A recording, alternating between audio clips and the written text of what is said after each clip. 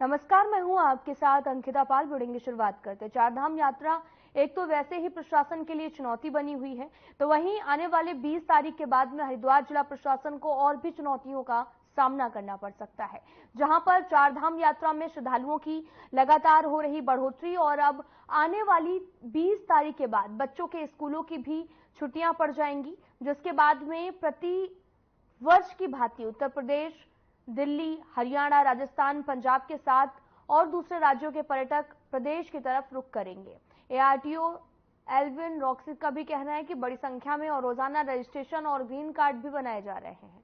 श्रद्धालु और उनके ट्रांसपोर्ट को देखते हुए गाड़ियों की तकनीकी जांच दूसरी जगह पर जो है वो कराई जा रही है।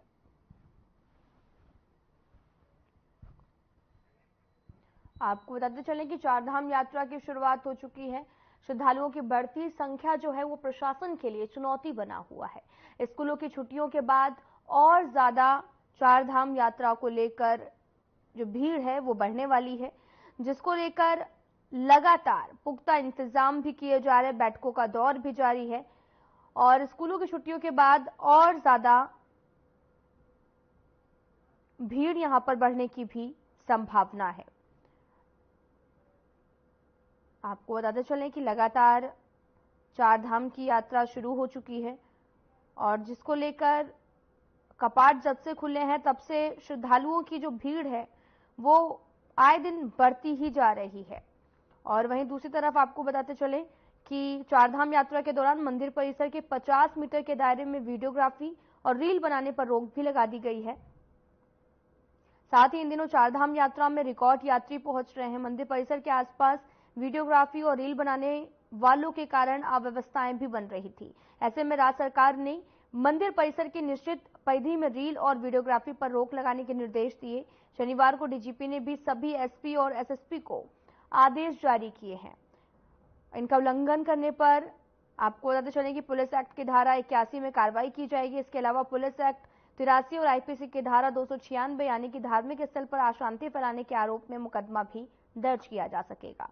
उन्होंने सभी जिला पुलिस प्रभारियों से भी निर्देश दिए हैं और कड़ाई से पालन करने के भी निर्देश दिए गए हैं।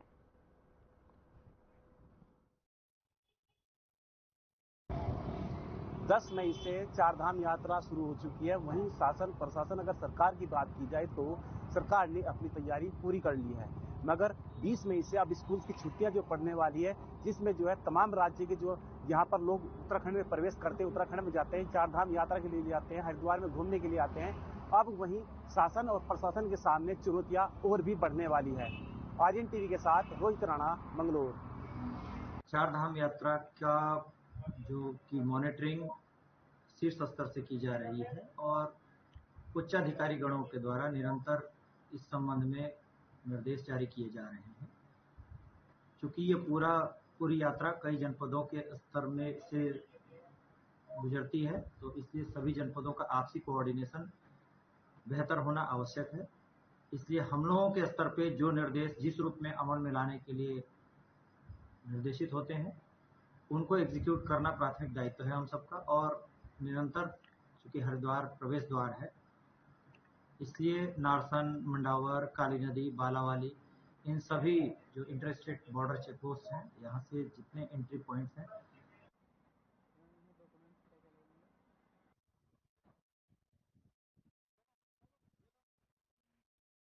ग्रामीण परिवेश में रहने वाले प्रशांत चौधरी ने अपने क्षेत्र के साथ साथ अपने गांव का नाम भी रोशन किया है, जिसको लेकर पूरे क्षेत्र में खुशी का माहौल है। साथ ही आपको बताते चले कि मंगलौर विधानसभा और नारसन ब्लॉक के गांव परिवेश में रहने वाले प्रशांत चौधरी ने ट्रिपल SSSE की परीक्षा की है और आपको बताते चलें कि इस परीक्षा में लगभग 1 लाख युवाओं को पास कर पूरे उत्तराखंड में प्रथम स्थान प्राप्त करने पर अपने क्षेत्र का नाम रोशन करने में भी हिस्सा लिया, जिसमें नारसन ब्लॉक के प्रशांत चौधरी ने पूरे उत्तराखंड में इस परीक्षा को पास कर पहला स्थान भी प्राप्त किया है। परिवार और पूरे ग्रामीण क्षेत्र में खुशी का माहौल भी बना हुआ है। देखिए रोहित जी, हमारा जो छोटा भाई है उसने जो ये मुकाम हासिल किया है, उसके लिए पूरे परिवार में हमारे बहुत खुशी का माहौल है और इसमें स्वाभाविक भी है, क्योंकि प्रथम स्थान लाना एक बहुत बड़े, क्योंकि 1 लाख कुछ बच्चे इसमें बैठे थे एग्जाम में तो उसमें से नंबर 1 आना एक अपने आप में बहुत, मैं तो कहूँगा मेहनत तो इसी की है, लेकिन फख्र हमें हो रहा है। ग्रामीण परिवेश में रहा है तो कैसी कार्यशैली रही? ये वास्तविकता है कि ये ग्रामीण परिवेश में आया बच्चा जन्मा था, लेकिन कहीं ना कहीं इसके आदर्शों किसको देना चाहिए? सर, इसका श्रेय मेरी पूरी फैमिली को जाता है। मेरे दादाजी, पिताजी, चाचा जी, ताऊ जी, मेरे दोनों भाई जो खड़े हैं, एक तीसरा भाई छोटा जो भी यहाँ पर नहीं है, तो सभी ने मेरा पूरा सहयोग किया। तो मुझे बहुत खुशी हो रही है, मैं उत्तराखंड में स्नातक स्तर परीक्षा में रैंक 1 आई है। इससे पहले मेरे 2-3 सिलेक्शन हुए थे, जैसे अधिशासी अधिकारी, कर निरीक्षक, ग्राम विकास अधिकारी, कनिष्ठ सहायक, लेकिन मुझे सबसे ज्यादा खुशी रैंक 1 की हुई है। तो अब क्या ज्वाइन करना चाहेंगे इसको?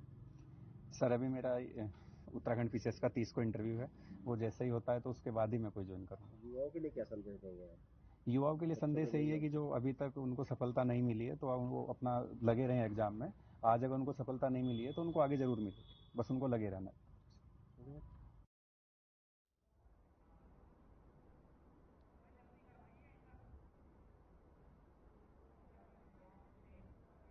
तो बढ़ते हैं आगे। हरिद्वार के गांव सलेमपुर दादूपुर में कबाड़ के गोदाम में भीषण आग लगने से अफरा तफरी मच गई। देखते ही देखते आग ने विकराल रूप भी धारण कर लिया है। आग इतनी भीषण थी कि दूर तक आग की लपटें जो है वो नजर आई थी। आसपास के भी गोदामों को अपने चपेट में ले लिया। जिस जगह पर आग लगी वो घनी आबादी वाला इलाका है, इसलिए लोग घरों से निकलकर इधर उधर भागने लगे हैं। आग बुझाने की भी कोशिश की गई। आप तस्वीरें देख सकते हैं जहां पर लगातार आग बुझाने की यहां पर कोशिश की जा रही है। कबाड़ के गोदाम में भीषण आग लगी। आग लगने से यहां पर अफरा तफरी मच गई और लोगों की सूझबूझ से आग पर काबू पाया गया।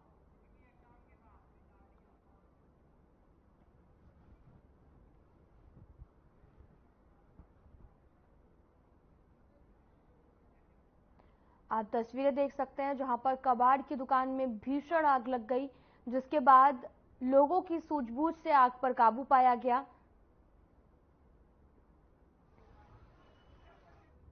चमोली में बद्रीनाथ धाम के कपाट खुलने के साथ ही सतोपत ट्रैकिंग भी शुरू हो गई है। इस साल का पहली तस्वीर भी सामने आई जहां पर संतोपत झील पूरी तरह से बर्फ से ढकी हुई नजर आई। बद्रीधाम आपको बताते चलें कि यहां पर लगभग 15,100 फीट की ऊंचाई पर 22 किलोमीटर की दूरी पर सतोपत सरोवर है।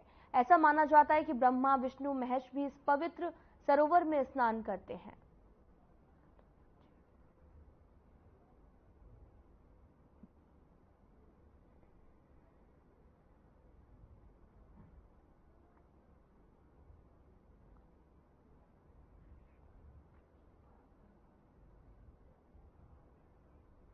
देहरादून में मलिन बस्तियों के मुद्दे पर उत्तराखंड मलिन बस्ती विकास परिषद की बैठक सुभाष रोड स्थित गुरु नानक वेडिंग पॉइंट में हुई है। परिषद के अध्यक्ष सूर्यकांत धस्माना की अध्यक्षता भी हुई और बैठक में मलिन बस्तियों के कई मुद्दों पर भी यहां पर चर्चा की गई। विकास परिषद के अध्यक्ष सूर्यकांत धस्माना ने यह भी कहा कि मलिन बस्तियों में रहने वाले परिवारों के उत्पीड़न को रोकते हुए बस्तियों के नियमितीकरण की प्रक्रिया को लेकर रणनीति तैयार की गई है और साथ ही बीजेपी मलिन बस्तियों वालों को मालिकाना हक देने की बात हर चुनावों में करती है, लेकिन मलिन बस्तियों को उजाड़ने की साजिश बीजेपी रचती है।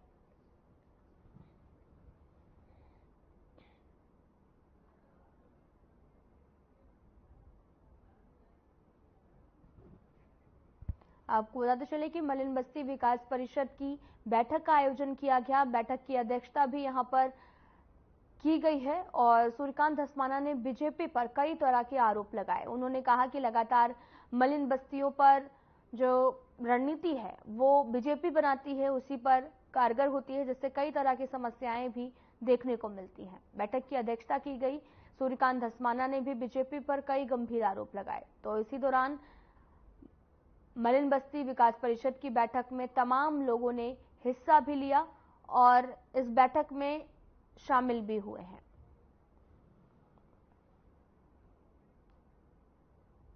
इस बैठक में मलिन बस्तियों के खिलाफ जो भारतीय जनता पार्टी की सरकार साजिश कर रही है, जिला प्रशासन, नगर निगम एमएलए साजिश कर रहा है, उसके खिलाफ संघर्ष की रणनीति बना रहे हैं। मलिन बस्तियां, उसका सबसे पुराना संगठन उत्तराखंड मलिन बस्ती विकास परिषद है। 1996 में रहा हो, 1997 में रहा हो, 2002 में रहा हो, 2016 में रहा हो, 2017 में रहा हो, जब भी मलिन बस्तियों के ऊपर संगठन कभी कोई संकट आया है तो हमारे संगठन ने हमेशा उसके खिलाफ लड़ाई लड़ी है, संघर्ष किया है। आज जब एक बार फिर मलिन बस्तियां संकट में हैं, मालिकाना हक की लड़ाई हम लोग कितनी पुरानी लड़ रहे हैं।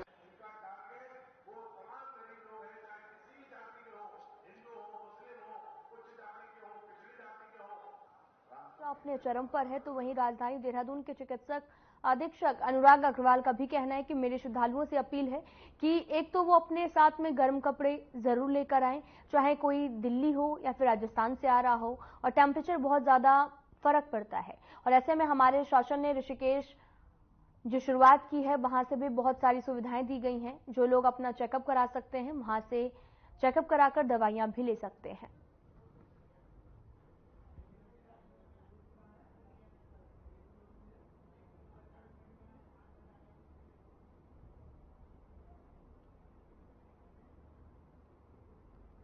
आपको बताते चलें कि चार धाम की यात्रा शुरू हो चुकी है और यात्रा को लेकर लगातार एडवाइजरी भी जारी की जा रही है और साथ ही हरिद्वार से ही इंतजाम किए गए हैं। चिकित्सक अधीक्षक अनुराग ने भी बताया कि पूरी तैयारियां हरिद्वार में की गई हैं, जहां पर लोग जो है वो अपना बॉडी चेकअप या किसी तरीके से कोई भी समस्या आती है वो अपना वहां पर चेकअप कराने के बाद में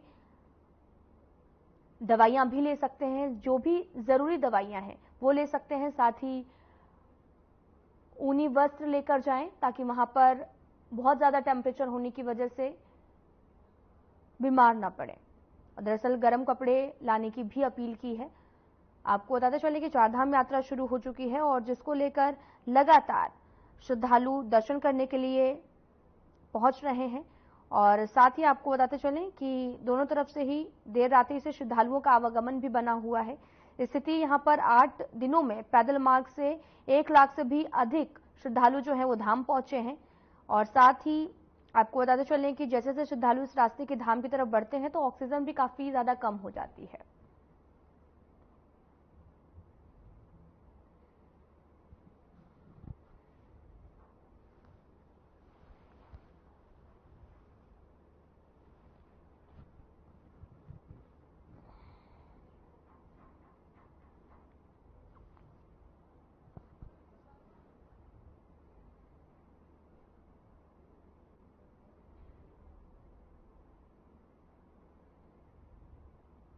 तो हमारी चारधाम यात्रा बिल्कुल चरम पर है। तो मेरी ऐसे में सभी श्रद्धालुओं से अपील है कि वो एक तो गर्म कपड़े जरूर अपने साथ लेकर आए और जो उनकी पुरानी दवाइयां हैं, देखा जाता है कि वो अपनी पुरानी दवाइयां घर छोड़कर या कम मात्रा में लाते हैं, जिसको फिर बाद में उनको प्रॉब्लम आती है। स्पेशली जो बड़ी उम्र के लोग हैं जिनको डायबिटीज है, सांस की या दिल की बीमारियां हैं, गुर्दे की बीमारियां हैं, तो ऐसे में वो दवाइयां जरूर से अपने साथ लेकर आए। अच्छे गर्म कपड़े, क्योंकि आप अगर दिल्ली, राजस्थान या यूपी से भी आ रहे हैं तो टेम्परेचर का बहुत बड़ा फर्क है।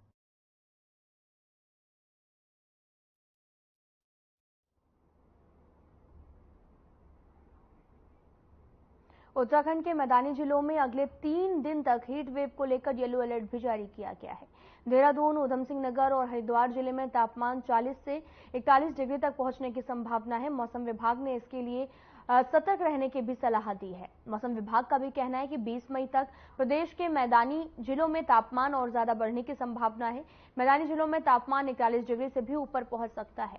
उन्होंने कहा कि गर्मी बढ़ने से प्रदेश के मैदानी इलाकों में गर्म हवाएं चलेंगी और इसके लिए मौसम विभाग ने जनता से सावधानी बरतने की भी अपील की है।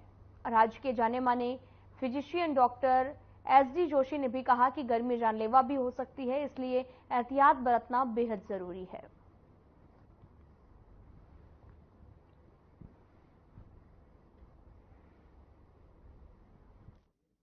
हीट वेव वैसे तो उत्तराखंड में ज़्यादा नहीं चलती है, लेकिन फिर भी हीट वेव अगर 40 डिग्री से ऊपर अगर तापमान चला जाता है और वायुमंडल में ह्यूमिडिटी बहुत कम हो जाती है तो शरीर से जो है पानी उड़ने लगता है। तो उसके उड़ने की वजह से आदमी को बहुत तेज सिर दर्द होना, घबराहट होना, बेचैनी होना, मुंह सूखना, पेशाब बंद हो जाना और शरीर अकड़ जाना, इस तरह की परेशानियां होती हैं।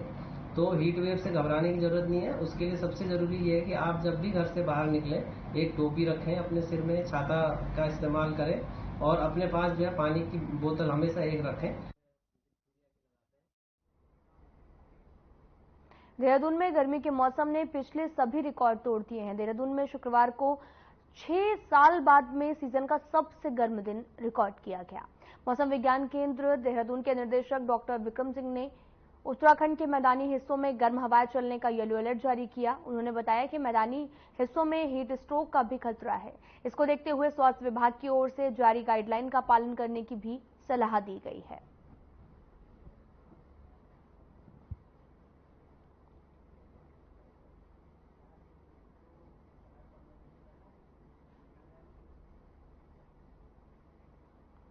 आपको बताते चलें कि लगातार गर्मी बढ़ती जा रही, तो वहीं हिमालय क्षेत्रों में भी लगातार गर्मी जो है वो दस्तक दे रही है। तो वहीं हीट वेव की भी आशंका जताई गई है। आपको बताते चलें कि गर्मी ने सभी रिकॉर्ड जो हैं वो तोड़ दिए हैं। हीट वेव कंडीशन क्राइटेरिया की बात करें तो वो भी सेटिस्फाई हो रहा है कुछ जगहों में। विशेषकर देखें जो है देहरादून डिस्ट्रिक्ट है जिसके प्लेन्स वाले एरियाज हैं, और इसी तरह जो है जो हरिद्वार डिस्ट्रिक्ट है या उधम सिंह नगर डिस्ट्रिक्ट है उनमें टेम्परेचर इस तरह हैं, और ये आइसोलेटेड जो है हीट वेव कंडीशन वो आज देखने को मिली है। और ये जो स्थिति है 3 से 4 दिन करीब ऐसी रहने वाली है। करीब 20 तारीख तक आप लेकर चलें, जो तापमान है उसमें कोई कमी नहीं होगी, बल्कि 1-8 डिग्री और भी उसमें बढ़ोतरी होगी। तो कहीं ना कहीं 3 से 4 दिन मैं कहूँगा कि जो हीट वेव कंडीशन विशेषकर जो मैदानी क्षेत्र है उसमें हमारी वो रहने वाली है। इक्का दुक्का जगहों में हिल्स में भी संभावना है। तो हिल्स में हालांकि टेम्परेचर उतने नहीं रहते हैं, लेकिन मैदानी क्षेत्रों में जो देख रहे हैं कि जो है 40 से 42 के बीच जो है टेम्परेचर वो अभी 3-4 दिन वो रहने वाले हैं।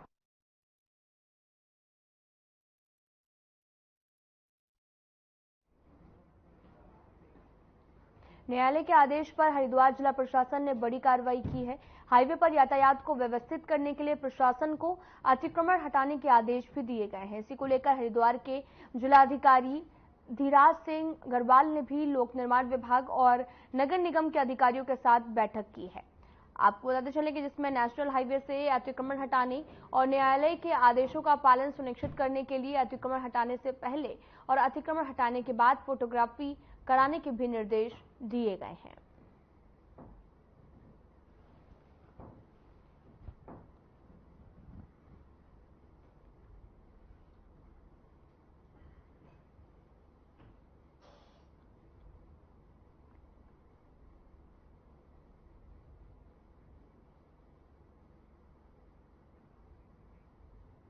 हरिद्वार में गंगा नहर में नहाने के लिए पहुंच रहे युवा जान जोखिम में डालकर नहा रहे हैं। आपको बताते चले कि हरिद्वार के प्रेमनगर घाट, गोविंदपुरी घाट और जटवाड़ा पुल जैसे घाटों पर नवयुवक और छोटे जो बच्चे हैं वो ऊंचे पुलों से छलांग लगाकर गंगा नहर में नहा रहे हैं। इतना ही नहीं, उत्साही युवक सुरक्षा के लिए लगाई गई ग्रिल को पार कर गहरे पानी में जो है वो छलांग लगा रहे, जिससे दुर्घटना का खतरा भी बना हुआ है। बीते सप्ताह प्रेमनगर घाट पर नहाने गए एक युवक की गहरे पानी में डूबकर मौत हो गई थी, और ऐसी दुर्घटनाओं को रोकने के लिए गंगा घाटों पर पुलिस की ओर से कोई भी खास इंतजाम नहीं किए गए हैं। न तो गंगा घाटों पर पुलिस के जवान तैनात किए गए और न ही चेतावनी बोर्ड लगाए गए हैं। हालांकि पुलिस अधिकारी लोगों से सुरक्षित गंगा स्नान न करने की अपील करते हुए नजर भी आ रहे हैं।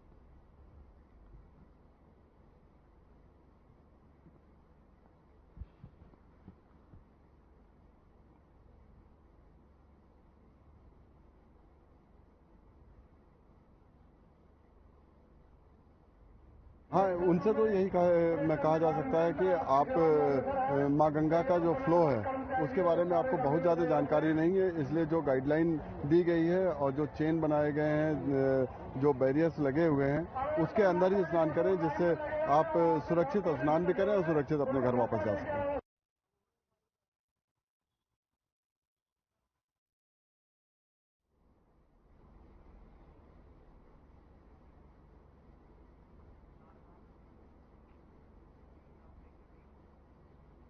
चारधाम में लगातार श्रद्धालुओं की भीड़ बढ़ती जा रही, तो वहीं 20 तारीख के बाद में आंकड़ों में भी इजाफे की उम्मीद है।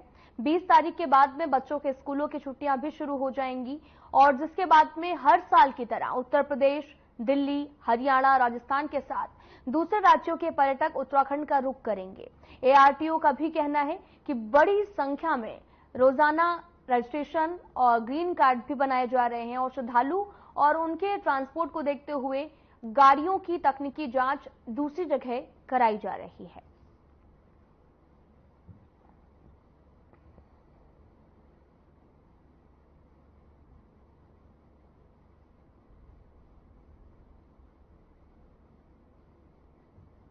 अभी हमने क्योंकि भीड़ अभी भी काफी थी, जाम की स्थिति थी, तो हमने एक फील्ड में शिफ्ट कर दिया है अपना गाड़ियों का चेकिंग का व्यवस्था।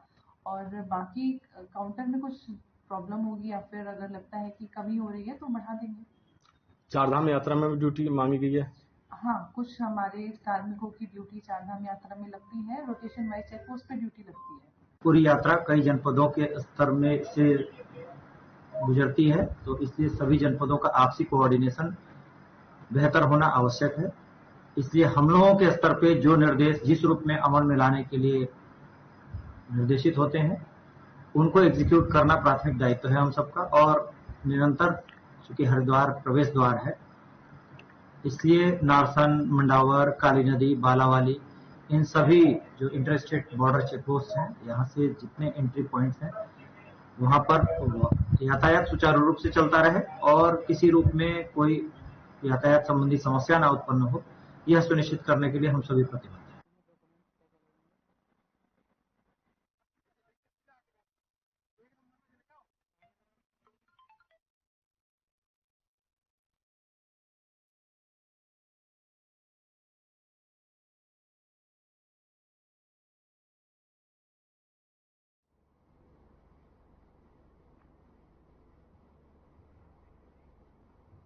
श्रीनगर शहर में एक बार फिर से गुलदार की दहशत के चलते लोग कांप गए हैं। यहां पर शुक्रवार देर रात्रि एक 2.5 साल के बच्चे पर घात लगाए गुलदार ने हमला कर दिया। गुलदार बच्चे को घर के आंगन से मुंह में दबाकर उठाकर लेकर गया और रात भर पुलिस और वन विभाग ने सर्च ऑपरेशन चलाया, लेकिन बच्चे का तब तक कोई पता नहीं चल सका। रात से सुबह तक सर्च ऑपरेशन जारी रहा। सुबह 6 बजे घर से करीब 50 मीटर दूर झाड़ियों से बच्चे का शव बरामद हुआ है।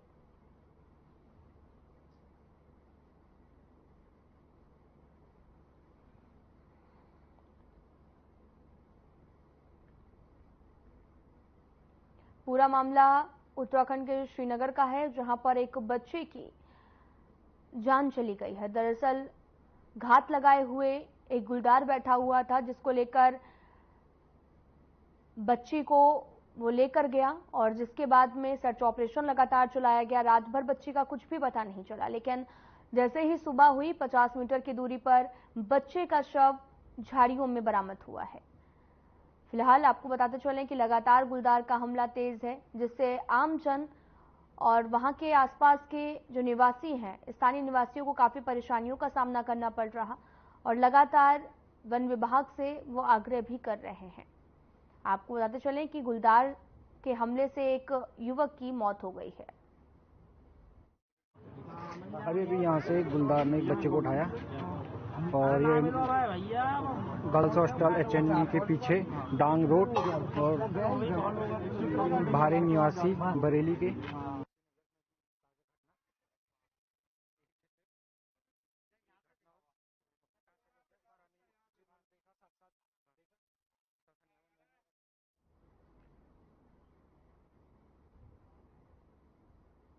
फिलहाल इस वीडियो में इतना ही। नमस्कार।